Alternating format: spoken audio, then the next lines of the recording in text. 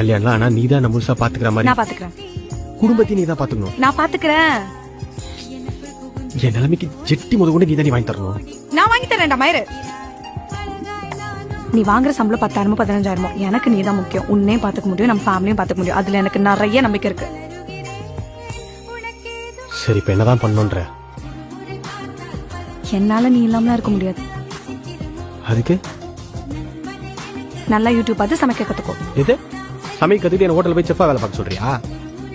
உனக்கு அவ்வளவுதான் அறிவுன்னு காட்டுற பாத்தியா? எனக்கு டைரக்டா சொன்னாலே எதுவும் புரியாதுடி. கொஞ்சம் புரியுற மாதிரி சொல்லு.